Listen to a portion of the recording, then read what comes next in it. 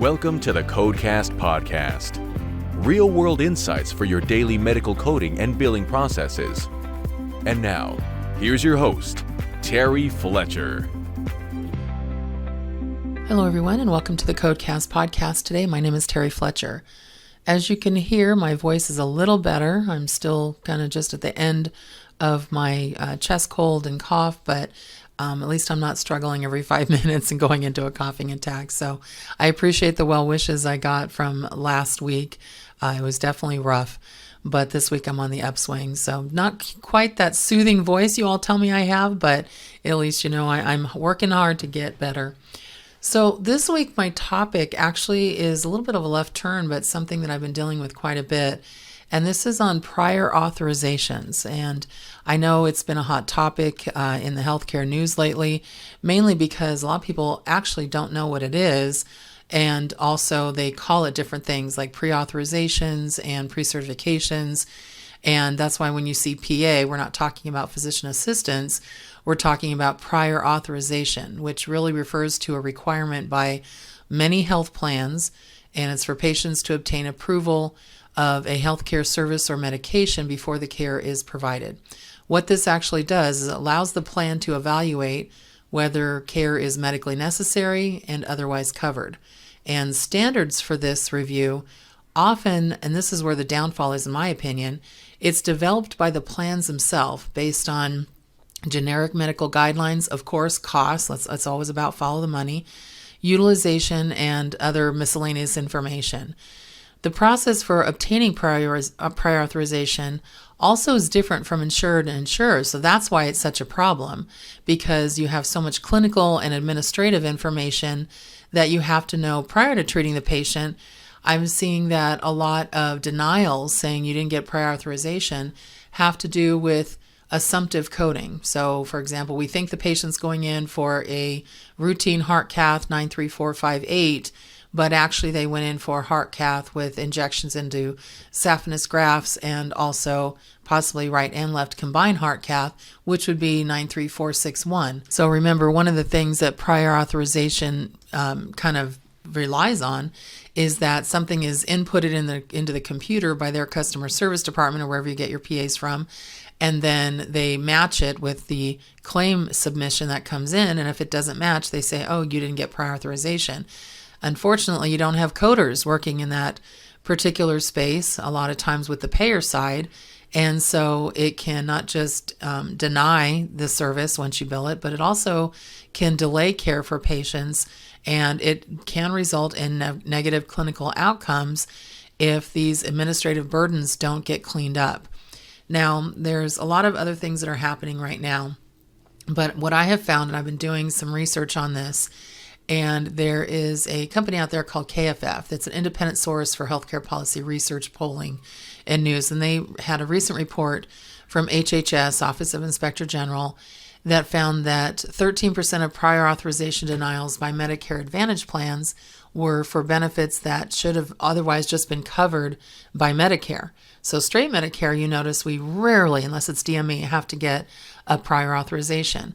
But 99% of Medicare Advantage enrollees are in plans that require prior authorization for some services, and 84% of those enrollees are in plans that apply prior authorization to certain mental health services.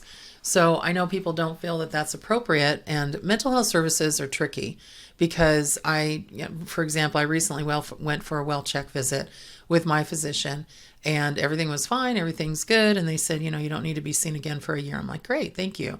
But then the survey after the fact wasn't how was your visit or anything like that. It was, were you seen within 15 minutes? Were you able to get the visit scheduled that you wanted? And then it went into 10 questions about, did they ask you if you're depressed? Did they ask you if you have any mental health issues? And I kept saying, no, because it was not applicable for me. And they kept saying, well, did you get offered treatment? Well, if I said, no, I don't have that, then why would they offer me treatment? So it's almost like there's a push for mental health services and trying to create mental health issues. And so I'm not saying that it's not out there. I'm happy that there's more coverage for it, absolutely, when it's medically necessary. But to create services that may not exist is, kind of the power of suggestion is kind of unnecessary, and that's what's going to not only inflate costs, but it's going to continue with these prior authorizations for unnecessary services. And so this is where you kind of have to see where the balance is here. So the OIG recommended and HHS agreed that Medicare should take a closer look at the appropriateness of clinical criteria that Medicare Advantage plans use in making coverage determinations. Also, HHS is looking at commercial plans and their clinical coverage criteria to figure out, what are you trying to figure out here without having some kind of national standard. So the use of health plans' own what they call homegrown clinical criteria has definitely come under scrutiny. And first of all, I'm in California, and California is known to just, they call them renegades or cowboys out here because they tend to just do whatever they want. And for example, California does now prohibit plans from using their own clinical criteria for medically necessary decisions. So they require commercial insurers instead to use criteria that are consistent with general accepted standards, medical standards of care, and are developed by a nonprofit association for relevant clinical specialty. And I think that's important because, again, not for profit, so there's no, bargaining tools behind the scenes. And then now that doesn't apply to self-insured employers or employer-sponsored plans, but it is for, any kind of insurance that somebody could just go out and buy. And then also they're trying to, and I should say the Mental Health Parity and Addiction Equality Act requires commercial insurers, employer-sponsored plans, and certain Medicaid plans to document the use of PAs for both medical and behavioral health covered services. But they also have to provide a comparative analysis that includes what's the rationale and evidence that that prior authorization has to be applied for. And so, Congress is still working on this, but I know that a lot of federal and state level has increasingly required plans to try and eliminate prior authorization for specific behavioral health treatments due to some parity violations. So setting the standards for prior authorization, and this is kind of what's going out there right now that you should be aware of. A lot of prior authorization information in the news. Sorry if you're hearing a click. I am having a little trouble today with the coughing. Boy, this thing just lingers.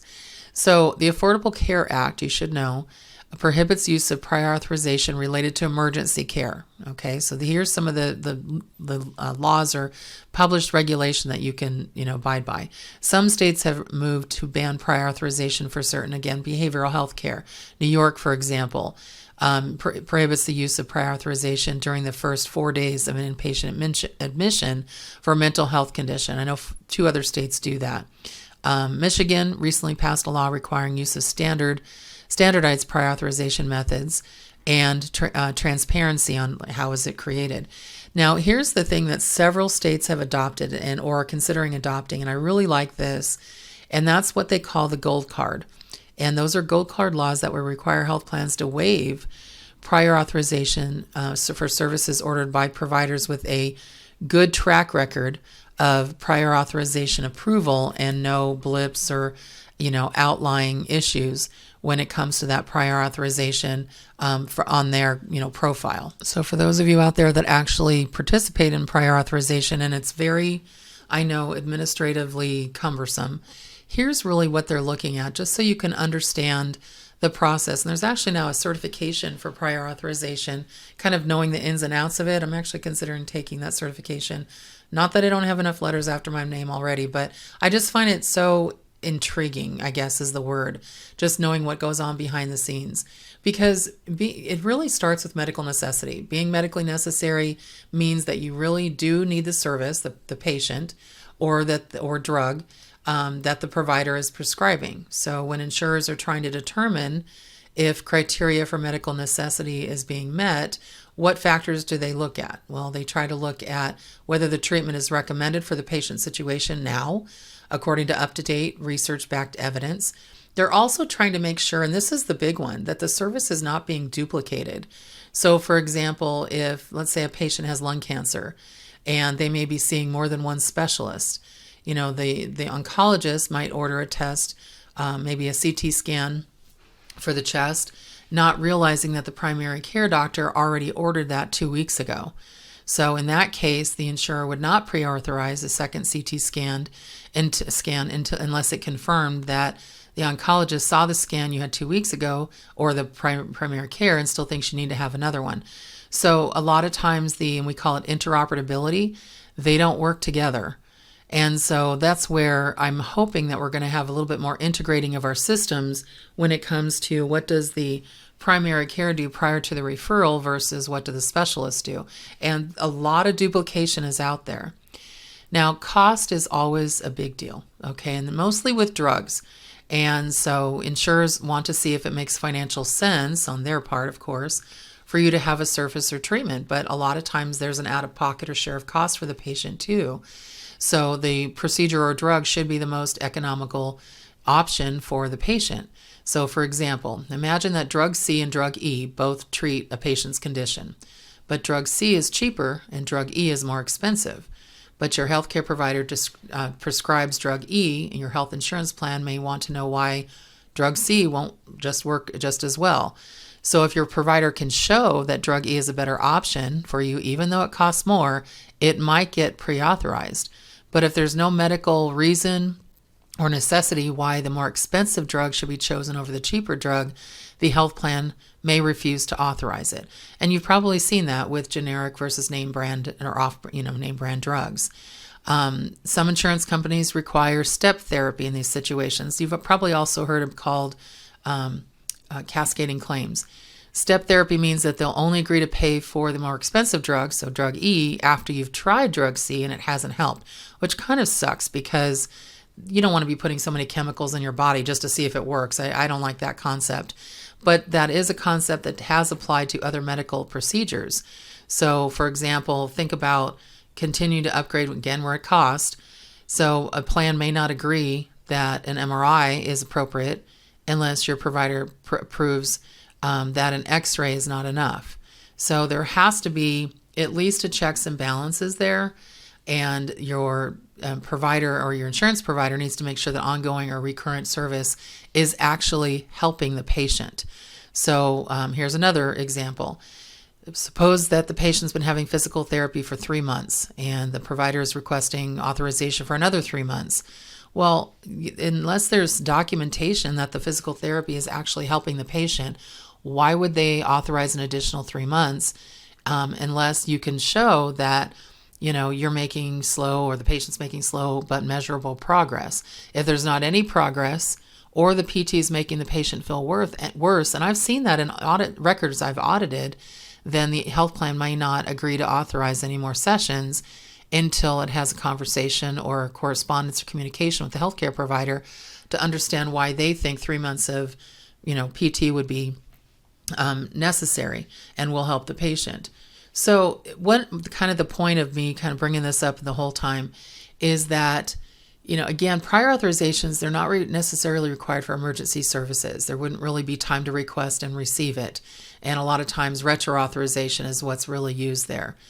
But when your physician is trying to prescribe a medication, or especially drugs that require or that have serious risks or side effects, or that carry a high risk for misuse or addiction, or are used for cosmetic reasons and not for treating a condition, or that have a cost differential. So especially if there's a lower cost, bilateral drug that can also be used instead. That's where you're going to see a lot of required prior authorizations. Now, I have noticed that many plans have taken off the prior authorization rule for screenings, like colon cancer screenings and mammograms and things like that, which is great. I love hearing things like that. But if you're in the business of having to get prior authorization, you want to talk to your staff, your providers, your mid-levels, and make sure that they have some kind of medical necessity statements available. Now, they have to be specific to a patient. Not one size does not fit all, but there are certain services that do require prior authorization that are commonly routine. So a lot of expensive diagnostic images above and beyond x-rays and ultrasounds, like MRIs, CTs, PET scans, a lot of durable medical equipment such as wheelchairs, etc., physical and occupational therapy. Also, if you are a practice that does PT and OT referrals, you want to make sure that they're also doing in person. I'm seeing so many telehealth PT and OT, and patients are not getting better or they're not going. And I can't tell you how much I hate therapy over the, telehealth. It's not helping. And patients are saying, my husband doesn't have the strength to decide if I'm getting better or determine if this is working, or the parent can't, get the child to do what they want. They need to get back in person. Home health services. And a lot of times this is done a lot by nurses, but make sure you know that patients sometimes want that, but is it really necessary? And then non-emergency surgery. So as long as it's not something that is a screening or a screening anything, I should say, those aren't necessary surgery, but they are procedures, then there does tend to be a prior authorization for many surgeries. Now, Medicare Part A and B generally does not require prior authorization. Medicare Advantage plans do require prior authorization, but federal government finalized new rules in 2023, so this year, saying that Medicare Advantage plans have to streamline this process, minimize how much they do this, because they can't prevent enrollees from receiving timely medical care. And so it's important that as somebody who's in charge of prior authorization, tell your office, make sure you tell everyone in your office, and you should have a meeting about this. You need to get organized. Make sure you're keeping track of due dates prior to surgery. Make sure all paperwork you need is filled out, accurate and complete, and you have a backup plan if it is denied. And also follow up with the patient. You don't want to let things go because now there could be a liability issue there as well. And continue, prior authorization requirements that you're not aware of maybe could hinder, their progress in place and could have additional administrative burdens on your practice. And so the biggest thing is getting organized, have a plan if you're denied, making sure you know what the paperwork has to be filled out, keep track of dates when you schedule a procedure or surgery or anything, and then who's responsible to make sure that that authorization is handled. And it always seems to follow back to money, and get as close as you can to the codes that need to be authorized. And then also look to your plan's websites. They've made a lot of announcements. Aetna, United Healthcare, a lot of them have made announcements in the last, I would say, 3 months that they've eased up on prior authorizations for a lot of routine services. So you want to have a list of what those are so that your PA staff is not, they are not spinning their wheels for things that didn't need to have to be pre-authorized. So my coding question today has to do with smoking cessation, the 99406 codes. So kind of funny when I was looking at some of these codes, when I look at some of the documentation, I've had a question on this recently, and it said, can we bill a smoking cessation code if the note just says, discuss with the patient the need to quit smoking? The answer is no. So there's a reason why these extra services to an E&M are timed. And you have to have an assessment or a checklist on a patient who smokes, and then they have to also agree that they're going to quit. Remember, it's smoking cessation counseling. So, amount smoked, degree of dependence, patterns of smoking, reason for quitting, what worked and what didn't work. Are there any other medical problems or meds the patient's taking, current interest in quitting, and then current confidence in being able to quit. And the provider that's following them also has to have a plan that they are following them to come back and say, okay, this is what we're going to do. This is how much you've progressed. Make sure you're notating your progress. Otherwise, you can't bill for it with just a simple statement. I see that happening way too many times. So be very, very careful with that. Our coding question was brought to you today by the AAFP, American Academy of Family Physicians. Health information for the whole family. Again, from the American Academy of Family Physicians. You can follow them on X, formerly Twitter, at Family Doctor, or follow them familydoctor.org or go to aafp.org. So my personal tidbit this week, we are in football season, so that means I'm back to my WTF What the Football podcast as well. So check that out at stillcityunderground.com. That's the website that it sits on all platforms. If you're interested in what's going on with the NFL, that's my side hustle. I love it. So I love talking about football. And so hopefully I'll see some of you on there. So far in my fantasy leagues, I'm 3-1. So I have 4 leagues that I'm on. I know that's a lot to go over, but 3 I won last week and 1 I didn't. My Steelers, they didn't start off so good. So hopefully Monday Night Football will be better. And by the time you hear this aired, I'll know if I've won or lost. And so everyone, make it a great day, make it a great week. And thank you for listening to the Codecast podcast. For more information on medical coding, billing, auditing, and compliance, including how to hire Terry, follow Terry on Twitter at TerryCoder1 or visit her website at www.terryfletcher.net. Podcast producer Joe Kuzma. Music producer Dassassin Music.